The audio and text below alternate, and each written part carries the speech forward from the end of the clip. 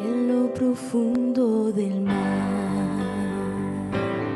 donde el sol se esconde, mis pecados Él los aleja de mí, ya no se escucha hablar y también no se encuentra. El viento sopla y me lleva de vuelta a aquel que guarda lo que yo soy dentro de sus heridas. Y aunque lejos de Él estoy, Él me recuerda que lo que haces enseñarme del amor, pues siendo yo culpado, tomó mi sentencia sobre sí y me salvó. Eso es amor, que estando yo perdido, bajó hasta el abismo y me encontró para llevarme de vuelta a casa.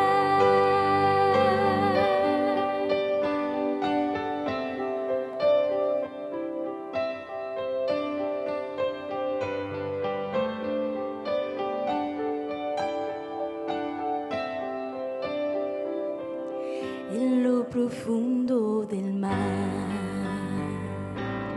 donde el sol se esconde, mis pecados Él los aleja de mí, ya no se escucha hablar y también no se encuentra. El viento sopla y me lleva de vuelta a aquel que guarda lo que yo soy dentro de sus heridas. Y aunque lejos de Él estoy, Él me recuerda que lo que haces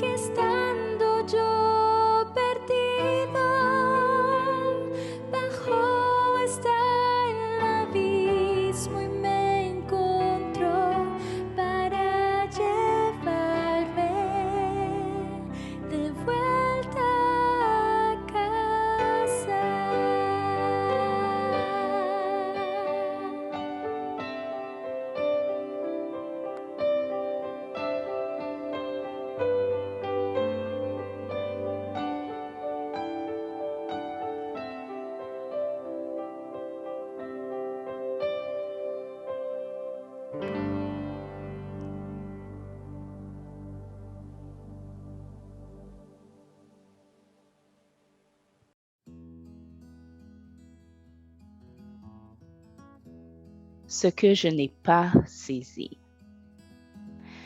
Qu'est-ce que le soleil a compris que je n'ai pas saisi? Il se lève tous les matins avec la même vigueur, sans perdre son latin malgré les malheurs. Qu'est-ce que la lune a compris que je n'ai pas saisi? Ses cycles n'ont aucune interruption, influençant les marées avec son orbite calculée, sans perdre sa vision. Qu'est-ce que les saisons ont compris que je n'ai pas saisi? Le printemps réveille les bourgeons. La chaleur de l'été nous invite pieds nus sur le gazon. L'automne amène la moisson.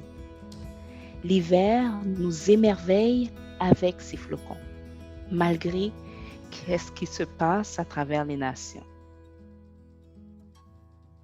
Qu'est-ce que je n'ai pas saisi? Je n'ai aucun contrôle sur les intempéries, mais sur mon inertie. Aucun contrôle sur les situations, mais sur mes émotions.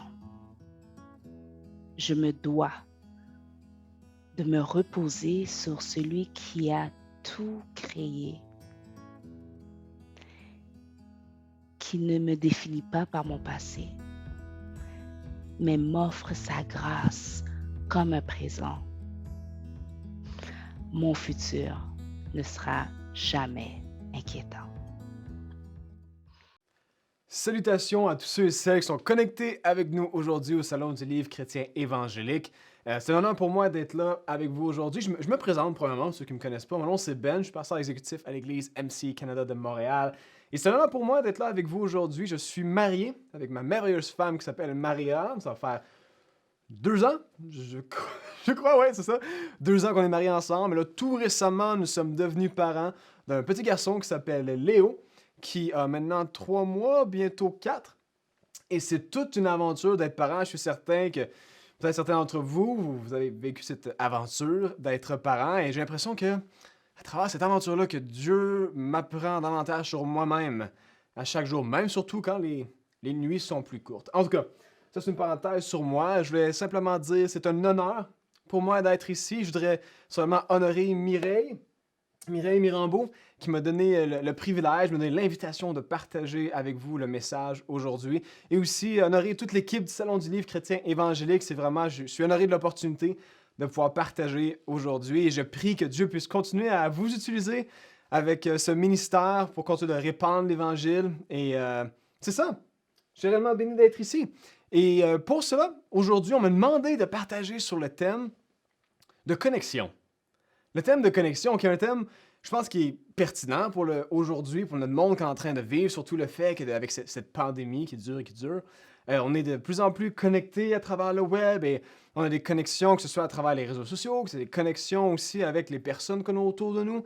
Et c'est pour cela qu'avant d'aller directement dans le sujet des connexions, j'aimerais qu'ensemble, on puisse le temps de prier. Alors, prions ensemble. Seigneur, sois glorifié aujourd'hui. Merci d'être avec nous. Ouvre nos oreilles pour que l'on puisse entendre ta voix. Continue de faire ton œuvre dans nos vies et que l'on puisse se connecter avec toi. C'est ce que l'on prie. Dans le nom de Jésus. Amen. Amen. Connexion. As-tu déjà pris le temps juste de t'asseoir, de réfléchir au nombre de choses avec lesquelles tu es connecté? Ou peut-être le nombre de personnes avec lesquelles tu es connecté. Tu sais, si on y pense, oui, on est connecté sur le web, avec différentes personnes. Je veux dire, Facebook, c'est combien de personnes ont tellement d'amis que c'est même pas vraiment des personnes qu'on connaît. Right? On est comme hyper connectés si on pense à ça. On est connecté aussi avec des personnes, nos familles, qu'on est connecté avec, mais aussi les autres types de connexions comme le travail, qui est une connexion qui fait aussi partie de notre vie. Si on parle aussi des autres relations qu'on est connecté avec. On a plein de types de connexions si on y pense. Et l'image que j'ai dans ma tête lorsqu'on parle d'être connecté, des types de connexions, c'est comme si on était un arbre. Ouais, je visualise comme ça. On est un arbre. Et l'arbre a plein de types de connexions avec différentes branches. Right? Et si on pense à ta vie, je suis certain qu'il y a plein de branches avec lesquelles tu es connecté, que tu es responsable de pouvoir maintenir en santé. Tu sais, si on y pense, même moi, dans mon contexte à moi, comme pasteur, je veux dire, comme personne, j'ai ma famille, j'ai une relation avec ma femme, c'est une de mes connexions que j'ai dans ma vie, que ça prend que j'investisse dedans pour que ça puisse être en santé. Right? J'ai aussi mon enfant maintenant, que c'est une connexion que j'ai, que je dois investir pour que cette relation puisse rester en santé. Si on pense de la connexion à ton travail, pour que ton travail, tu puisses bien réussir, que tu aies un bel environnement, ça prend que tu puisses investir dans cette connexion-là.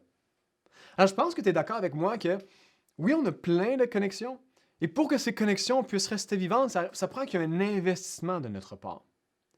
Et ça, c'est normal. On a plein de types de connexions. Et si je pense avant la pandémie, oui, il y avait des choses qui étaient nouveaux, il y avait un nouveau rôle dans lequel j'embarquais, j'étais nouveau marié, je devais investir dedans. Et certainement, ça prenait un temps d'ajustement, mais je commençais à avoir un certain rythme. C'était pas parfait. Certainement, c'est loin d'être parfait, mais il y avait un certain rythme que je développais pour comment maintenir ces connexions-là. Mais lorsque la pandémie a frappé, les connexions n'ont pas disparu. Mais c'est comme si c'est arrivé à ce que les connexions demandaient pour rester vivantes et en santé, c'est comme 10 fois plus que qu'est-ce que c'était avant. Tu sais, je sais qu'il y a des personnes qui disent pandémie, les choses ont arrêté. Moi, j'ai l'impression que ça l'a accéléré. C'est pas que ça l'a arrêté, c'est comme si on dirait que tout a accéléré fois 10. Pour que ma relation avec ma femme, ça puisse rester en santé, ça prenait beaucoup plus d'investissement qu'avant. Lorsque je parle à mon travail, lorsqu'on parle de l'Église, pour que l'Église puisse continuer d'avancer, ça demandait 10 fois plus d'attention pour faire l'ajustement, bouger le navire au complet, d'être capable de penser à d'autres façons, rester connecté. Puis, je suis certain dans ta vie aussi, c'est la même chose qui s'est passée, où que toutes ces connexions que tu as dans ta vie ont demandé 10 fois plus d'investissement. Puis comme arbre, à un moment donné, mais oui, on peut investir, mais c'est comme si l'arbre, ses branches demandaient 10 fois plus de sève. Il y a une certaine capacité où à un moment donné, on sèche. On peut se perdre à un certain niveau. Tu sais, si tu penses, à un moment donné, parce que oui, on peut tirer juste, puis dans le sens qu'il y a des connexions, oui, on pourrait arrêter des connexions qui ne sont pas aussi bonnes, que peut-être c'est le temps de filtrer ça. Mais il y a plusieurs de ces connexions-là, c'est pas qu'elles sont pas bonnes, elles sont importantes, mais ils demandent encore plus d'énergie dans la saison où on est, dans l'ajustement qu'on doit faire. Même le travail, tu sais, travailler à distance, c'est pas toujours facile. Tu sais, il y a une autre discipline, il faut qu'on emmène à comment travailler pour garder ça en santé. Même que je te dirais, pour moi, la patience, c'est un peu plus difficile. Je veux dire, ma personnalité, là, c'est une petite confession, là, j'ai une personnalité contrôlante. Alright? Puis comme personnalité contrôlante, j'aime ça avoir les choses sous contrôle. Puis là, je sais pas si c'est d'autres personnes qui connectent avec moi, d'être capable de, tu sais, finance, ok, j'ai un bon contrôle là-dessus, relations, oui, ça va bien à ce niveau-là, le travail, ça va bien. Mais là, lorsque la pandémie est arrivée, c'est comme, poup! Ça demandait 10 fois plus d'efforts pour essayer d'avoir un certain contrôle. Mais durant la pandémie, tu réalises, même j'ai réalisé que si j'essayais de garder ce rythme-là, si j'essayais de continuer à nourrir les relations puis les garder comme je le faisais auparavant, d'avoir un contrôle, comme si j'étais la source de tout ça, je me perds. Je me perds, je suis plus en santé, j'ai plus de patience. La façon dont je suis appelé aimer comme Dieu m'appelle, j'ai plus la capacité de le faire. La joie qui vient de l'Éternel, on dirait que je la trouve plus. Pourquoi? Parce que je pense que toi et moi, on peut être distraits par nos connexions aussi. Qu'on veut tellement bien maintenir toutes nos connexions, qu'on oublie de prioriser la connexion qui est la plus importante. Et ça, c'est cette connexion avec Dieu. Et je suis certain que peut-être, avant la pandémie, on avait une discipline, on avait un certain rythme. Puis que oui, je sais que toi et moi, on a la foi, mais quelquefois, on dirait que c'est les choses de base qu'on oublie lorsqu'on est distrait par toutes les autres choses de notre monde. On est distrait par toutes les connexions que l'on a autour de nous. Et c'est pour ça que le passage que je voulais partager aujourd'hui, c'est un passage que la majorité des chrétiens, on connaît, mais que c'est bon de se rappeler. C'est dans Jean 15, verset 5, Nouvelle Français courant. Ça le dit ainsi. Moi, je suis la vigne. Et juste pour mettre encore en contexte, c'est Jésus. Juste avant, il parlait de l'envoi du Saint-Esprit qui va équiper les disciples. Mais aussi, maintenant, il parle de lui comme étant une vigne pour qu'eux puissent produire les fruits. Right? C'est le discours qui parle de ça. Alors, Jean 15, verset 5, ça dit « Moi, je suis la vigne. De même, vous êtes les sarments. » Pause. Ça dit, Jésus dit « Moi, je suis la vigne et toi, tu es le sarment. Toi, tu es la branche. » Et le rappel que j'aimerais nous rappeler avant qu'on continue dans le verset, c'est que oui, malgré qu'on veut avoir toutes des connexions en santé puis qu'on investit, ça prend qu'on se rappelle où est notre place avec notre relation avec Dieu. Ça prend qu'on se rappelle que nous ne sommes pas la vigne, mais on est la branche. Et ça, c'est une relation qui est complètement différente. Ça prend une humilité certaine de se rappeler que non, on n'est pas le pourvoyeur de tout. On n'est pas créé pour l'être. On est créé pour être en connexion avec Dieu et que cette connexion puisse produire les fruits qu'on a besoin pour maintenir les autres connexions en santé. Que si cette connexion-là, on ne prend pas la peine d'apprendre à comment s'accrocher durant cette saison, ça ne va pas nous permettre de rester en santé tout le long des changements qui vont arriver dans notre monde. Parce qu'on sait que ça, c'est une pandémie qu'on a vécue, mais il y a d'autres choses dans notre vie qu'on vit qui viennent distraire notre routine, distraire nos priorités, qui nous amènent à essayer de sortir de notre place de connexion avec Dieu. Alors, premièrement, comment est-ce qu'on vit notre connexion avec Dieu? Est-ce qu'on la vit comme en essayant d'être l'arbre? Parce que comme je te disais au début, nous, être l'arbre, c'est la mentalité qu'on a dans notre monde aujourd'hui. Right? D'essayer de tout régler par nos propres forces. Et que lorsque les choses semblent hors de notre contrôle, hors de... Mais là, on essaie de tout pourvoir, comme moi au début, lorsque j'essaie de tout contrôler, tout de savoir qu'en réalité, je savais que c'est pas ce que je suis appelé à faire. Je suis appelé à premièrement être connecté avec Dieu et que cette connexion puisse produire ce qui est nécessaire pour maintenir le reste en santé. Et je crois réellement que toi et moi, Dieu nous appelle à avoir une vie en santé en restant connecté avec lui. Que si on peut penser premièrement à réfléchir à comment rester accroché à lui, de prioriser ça, on va être capable de faire ce que Dieu nous appelle à faire par la suite. Parce que si on ne remet pas à Dieu la place de la vigne, on ne pourra pas vraiment le voir agir comme on désire le voir agir.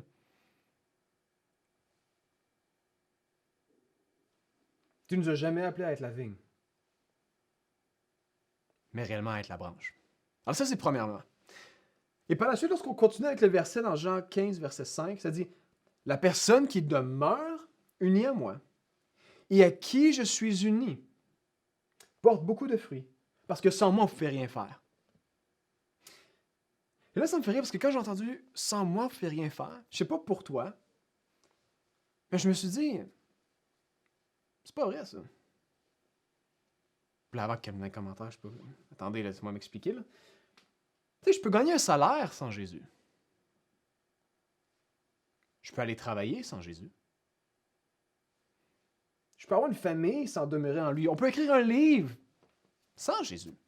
Tu peux commencer une entreprise sans lui.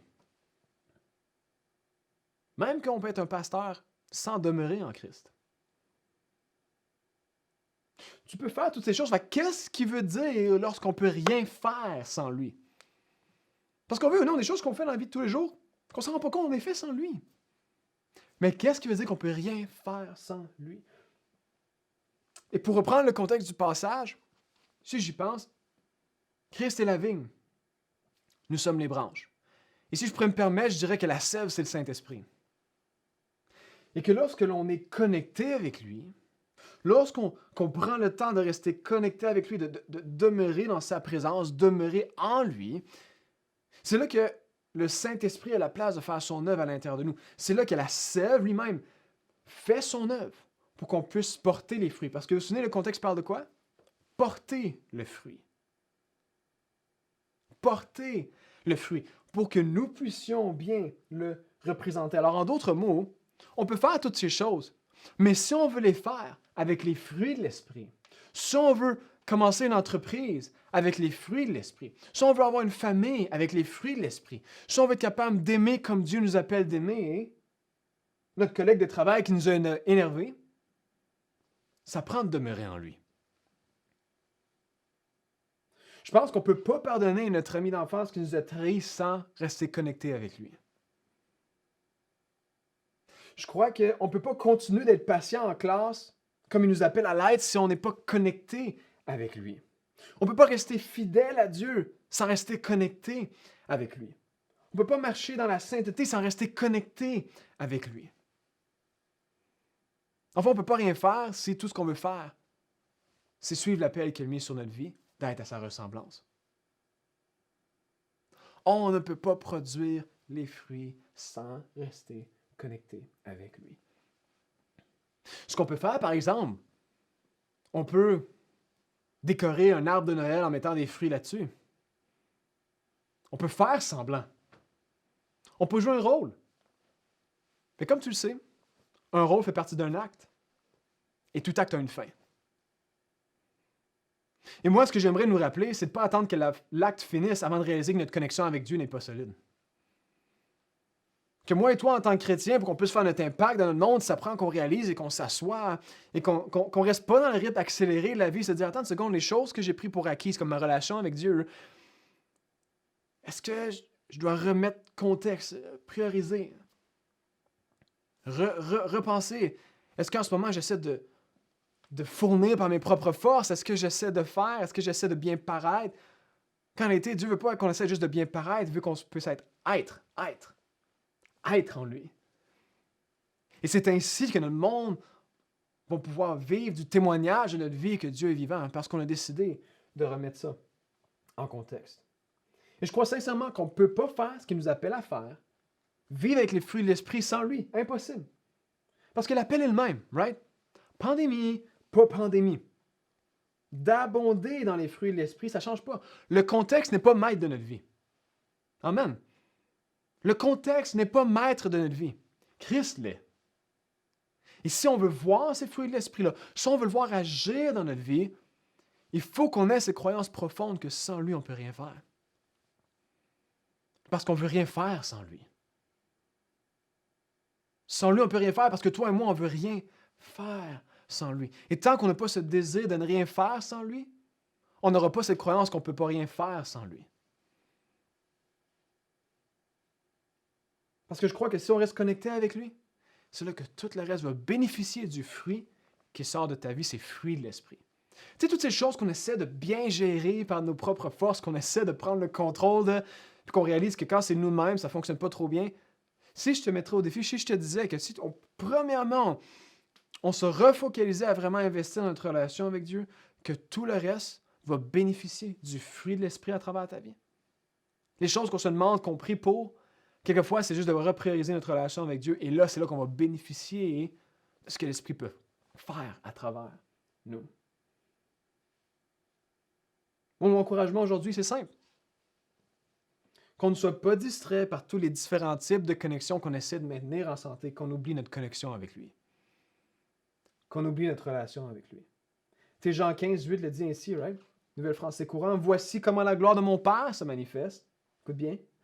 Quand vous portez beaucoup de fruits. C'est quelques versets après. Quand vous portez beaucoup de fruits. Pas juste quand vous construisez n'importe quelle entreprise.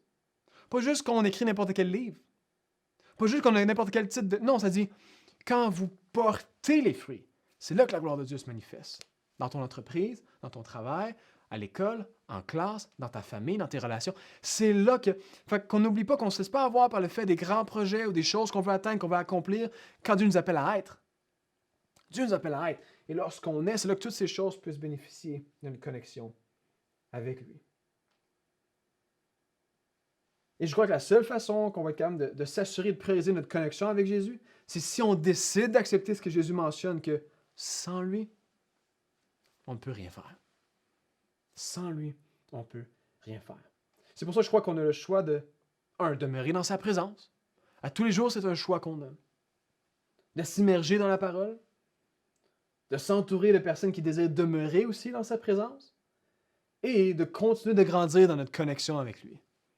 C'est 4 choses qu'on peut constamment nous rappeler que nous avons le choix, toi et moi, de demeurer dans sa présence, de s'immerger dans sa parole, de s'entourer des personnes qui désirent aussi demeurer dans sa présence, et de prendre le choix de continuer de grandir dans une connexion avec lui. Et je finis avec ce verset-là. 2 Corinthiens 3, verset 5. Nous ne saurions prétendre accomplir une telle tâche grâce à notre capacité personnelle.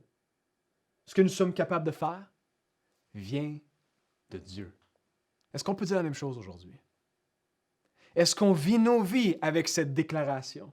Parce que je crois que lorsqu'on est dans cette position-là à l'intérieur de nous, lorsque nous croyons sincèrement, lorsque la perspective du monde que nous avons est que sans lui, nous ne pouvons faire ce que nous sommes appelés à faire, c'est ainsi qu'on va prioriser la bonne connexion pour que toutes les autres connexions qui font partie de notre vie vont bénéficier du fruit de l'Esprit. Et on va être en santé, on va pouvoir marcher d'un même pas pour que Dieu puisse être glorifié. Amen. Alors, j'aimerais juste conclure avec une prière. J'espère que ça a pu t'encourager aujourd'hui. Alors, prions ensemble. Seigneur, aujourd'hui, reçois toute la gloire et l'honneur. Merci pour chaque personne qui a pris le temps d'écouter ce message. Saint-Esprit, dirige-nous à garder cette connexion avec toi. Emmène-nous à ce que l'on puisse vivre comme la branche qui est accrochée à la vigne. Que chaque personne puisse voir les fruits de ton esprit se manifester dans leur vie par la connexion qu'ils entretiennent avec toi. Merci pour ta bonté et ta fidélité. C'est ce que l'on prie dans le nom de Jésus. Amen et Amen.